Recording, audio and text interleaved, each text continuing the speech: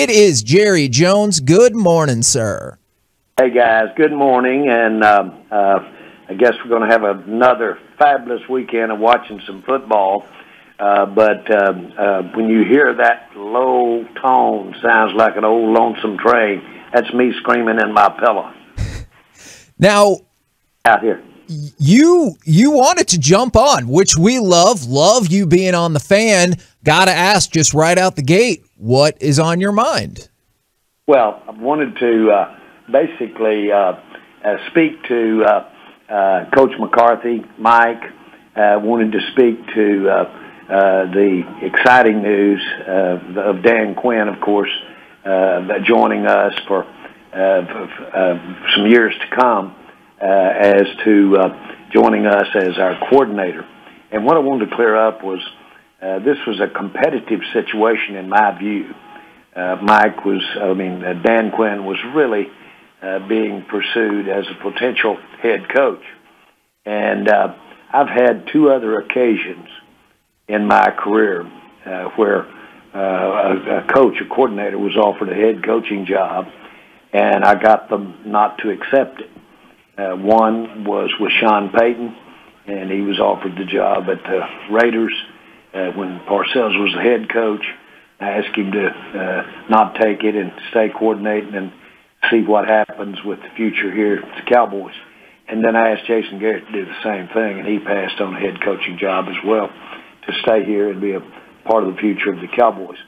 And so I'd experienced seeing coaches turn down a head job for our situation. And so I really was trying hard, meeting with Dan Quinn. Mike, this is the thing I want to clear up. Mike was very involved in this process and very involved in trying to give us every chance to keep Dan Quinn. And there's no question it was a competitive situation, and I couldn't really get out and speak to it publicly because I didn't want to push teams toward him. And I wanted to keep him for ourselves and Dan, and that's what ended up happening. Mike and I worked together in a joint effort. That's what it's going to take this year. We did some things that I'm really proud of with our coaching staff. We did some things I'm proud of with our team. We didn't do a lot of things that we need to do to not be sitting here out of the playoffs next year, and we're all committed to do it. But the thing I want to clear up is that the idea of Mike being twisting in the wind just wasn't the case at all. We were sitting there trying to keep Dan Quinn and trying to maintain continuity on our coaching staff. Did you have to reassure Mike McCarthy after Sean Payton quit that he's going to be the head coach of the Dallas Cowboys? No, I did not. I did not, because we're sitting here building together our future. No. But I did. He's well aware of our relationship and long-term friendship with Peyton and Sean, and I haven't talked to Sean and not a part of any of the dialogue or any of the decision-making relative to him leaving New Orleans. But my point is we've just been really had our head down and getting this staff in the shape, particularly at the top, the coordinator level, and whether it be the special teams or whether it be offense, defense. And frankly, we've still kind of in that area right now regarding Kellen until we see where that dust settles there. Jerry, I'll get back to Kellen in just a second, but are you saying that Dan Quinn was offered a head coaching job somewhere else and you talked him into staying and being a coordinator? I believe that very much. I know this. He is staying and being our coordinator for years to come. And so I know that he was the busiest coordinator out here being interviewed for jobs. And yes, I would say that specifically.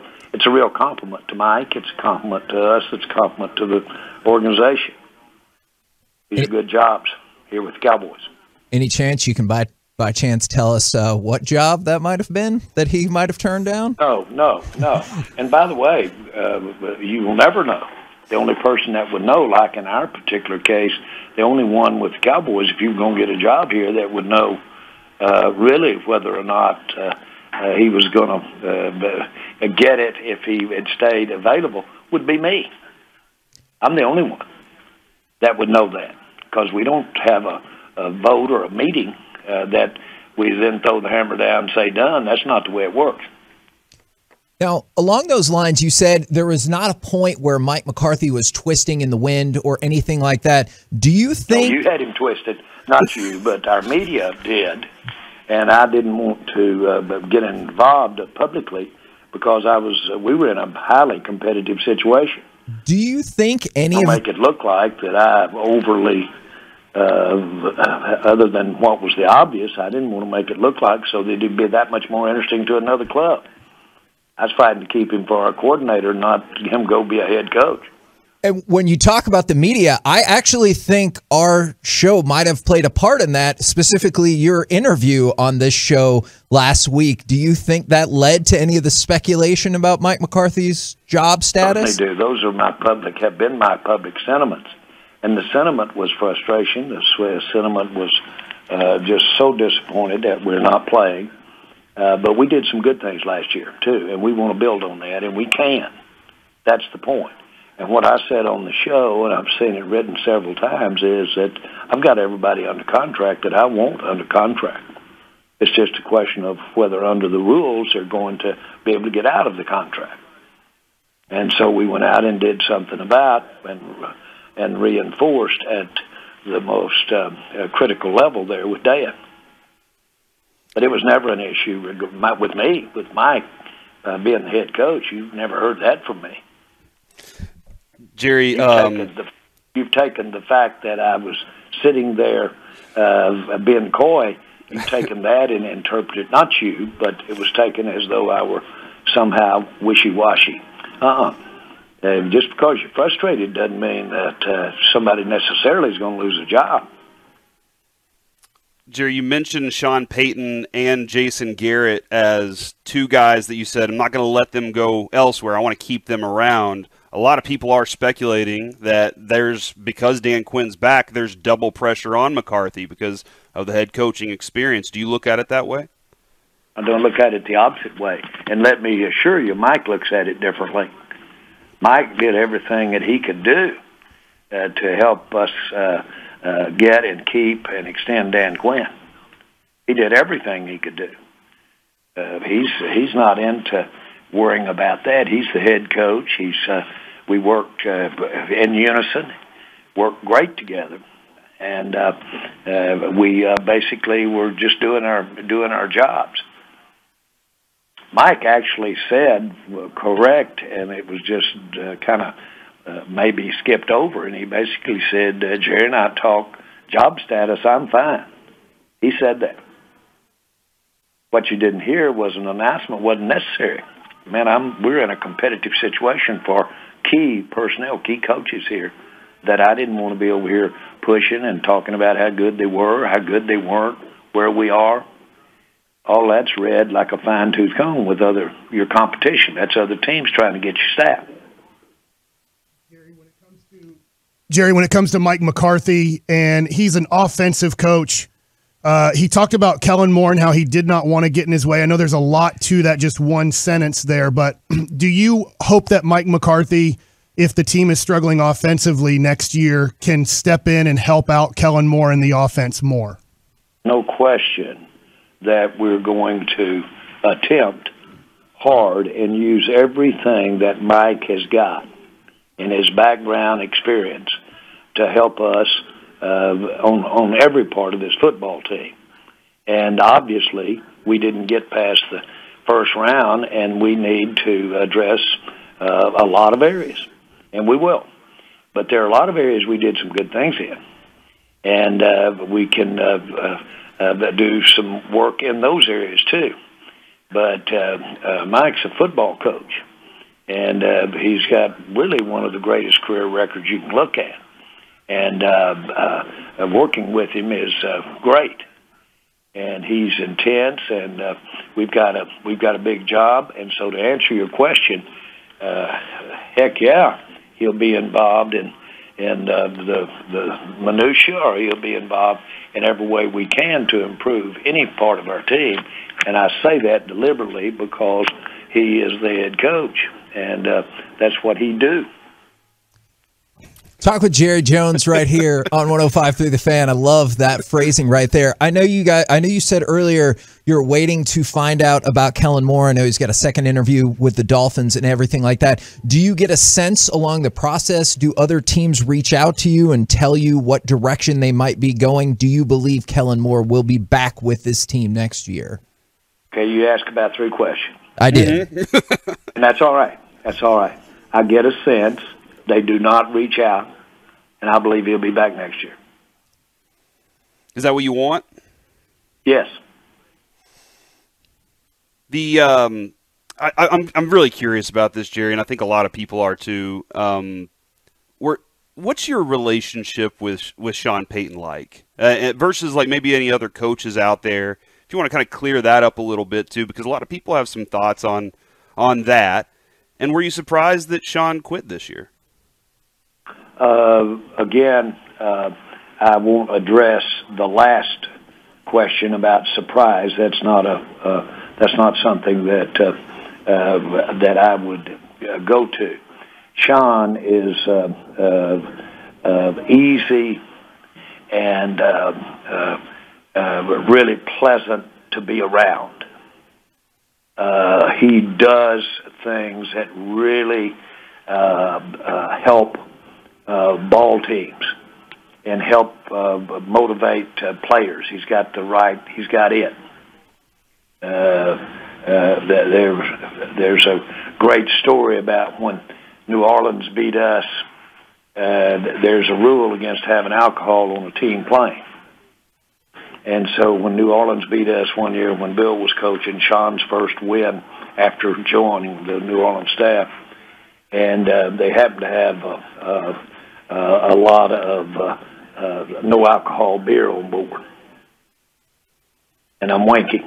And they happened to have a lot of it. Well, the trip from here to New Orleans is probably, 35, 40 minutes. Well, he said after that win, we'll just stay in the air until we've consumed our beer. So they flew up around Denver to go home to New Orleans, straight in there from here to New Orleans so that they could celebrate.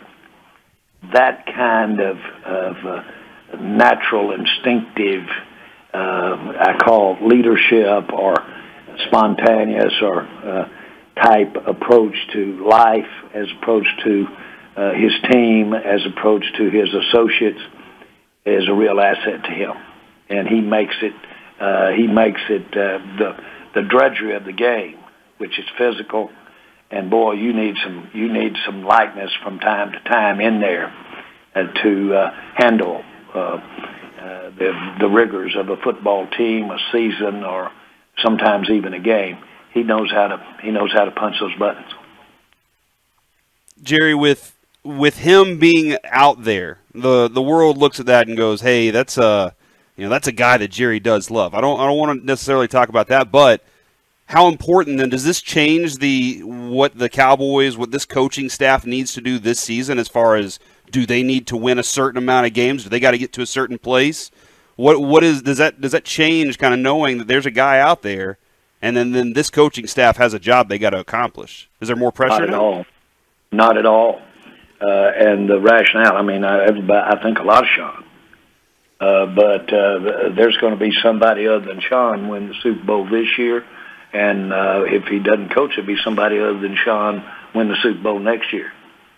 My point is, you win Super Bowls and people win Super Bowls. There's no one person indispensable as far as winning the Super Bowl is concerned. Talk with Jerry Jones right here on 105.3 The Fan. You talk about how obviously, unfortunately, the Cowboys didn't get to where we all hoped they would be.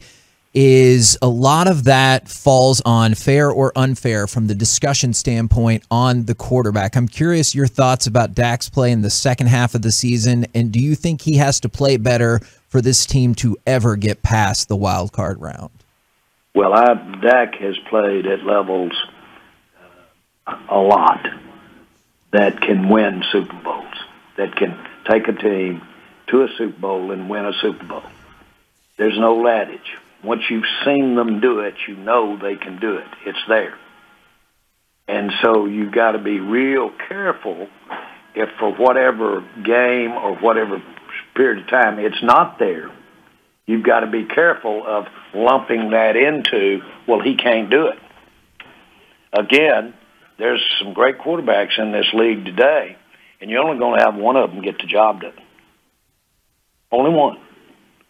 And so you better be careful throwing all those others out the door and saying they just can't win one. That's just not the way it works. I'm being trite.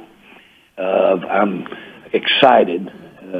It's really right there at the most reason I'm positive about going forward next year and the next year and the next year about us having a chance to compete for the Super Bowl. He's probably at the very top of the list of where I'm excited about it, Dak Prescott. Jerry, yesterday Michael Irvin on this station said that you lack patience when you want something. I know you want the Super Bowl championship. What do you want on this team right now lacking your patience? Well, that's Michael knows me as well as anybody there is. And he's right. I want to act nervous. I used to ask him when he got in trouble, let's say got in a bad spot and was hemmed in a back alley. Why does he laugh? Why does he laugh? And he said, the laughing covers up my fear. It covers up my fear. Well, impatient, those type of characteristics in my way, as far as my opinion of myself, is covering up what I'm feeling.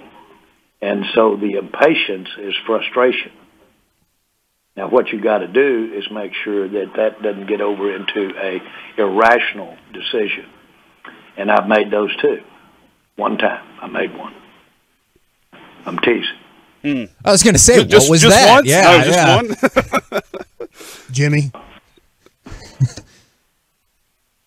Jerry, there were some people out there that did suggest that Friday when you hopped on with Mike and I that you faked being angry. What would you like to say to anybody that felt that way about it, and how long did it really take you to calm down from the stress of a week of losing in the playoffs? Well, I really don't know how to respond to faking to be angry. I think that I've been told that I'm easy to read. I can wear it out on the cuff, but it's too much I and me in this conversation already. But the point is, I am frustrated. I'm still frustrated. I want to carry. I want to, if the wound is open, I want to rub salt in it. I want it to hurt, and I'm being dramatic here, but this hurt. And I want to do everything we can to remind us continually how bad it hurt to have to go home like 2 weekends ago. This hurts. We had a good team. But I'm not trying to be dramatic. I know this. It sure helped me make the decisions I made yesterday to keep Dan Quinn. Yeah, that certainly does help. Jerry, I wanted to kind of get a little timeline then. Kellen is the next thing that you have to do to confirm that he's going to be back. I know Miami would like to have him. What other decisions are you kind of looking at down the road here? Like what's the next phase? Do you start looking at players after that, or what? Well, first of all, I know you will appreciate when I tell you I'm not going to comment because it's a competitive situation. He literally is competitive regarding Kellen. That's it. And just like I said I wasn't going to discuss our coaches here 2 weeks ago because it was not in our best interest. I was going to push the wrong button and go against us here. And so from that standpoint, now, what are we doing to improve and doing anything and everything we can off-season-wise? We got the Senior Bowl next week. We're certainly already looking at, say, we're signing, there's certain types of players that you can make deals with now. We're right in the middle of it. And the switch had a funk on it and a depressed part of it the first few days. But here it is 2 weeks later. It's time to get your head out of the bucket and get on here and start doing the right things. This was a absolute big-time happening for us yesterday to get Dan Quinn to stay here and be our coordinator. And I'm excited. I say you start with days of little victories to build upon a better feeling. Well, this started the day with a huge victory for us. To be able to maintain him and the continuity involved with our team is, in my mind, worth moving mountains for, and I think we did. Well, we already have a promo out. You can hear all of our excitement about getting Dan Quinn back as well, so we're all with you. We want to know, this is still a huge weekend for football. Who are you picking, or who are you rooting for this weekend? And then I got to ask, when are we going to get back in this weekend of football? Oh, boy. Well, the last one, of course, as we all know, I don't know, but we all know, I'll just point to the main thing we're talking about. I'm trying to get back there. Hello, Dan Quinn. And so that attempt starts yesterday to get that done. There is such a romance to me for Los Angeles Rams to be sitting there playing this playoff game, championship game in that new stadium. And then to turn around and potentially have, if they should win it, and have the result of playing the Super Bowl there. They are about 1 mile from the little house that my parents lived when I was born. I was born right there. And got a lot of relatives out there. And so there is so much of me that would like to see that fairy tale. Here it is, really the first real big year that they've, because of the COVID thing, to be operating in that new stadium. We've got our NFL headquarters out there. I mean, not headquarters, but our media headquarters out there. That just looks like, rather than that Hollywood sign that used to be on that mountain kind of broken down, and that was the city of entertainment for the world. Well, now then the picture is that beautiful new stadium, NFL, and I'm excited about that. So I'm kind of rooting for them. Appreciate the time very much, good sir. And anything else? Yeah, anything else on your mind? Real quick? Well, I'm great. But let's see. What did you think about the stock market yesterday? Man, stock market's crazy. Let's just sit here and talk about all of it. Hey, I've looked. Oh, listen, thank you for our time, and again, like we said, it's great. I like to communicate this way. There you go. Thank you very much, good sir. Always good to have you on.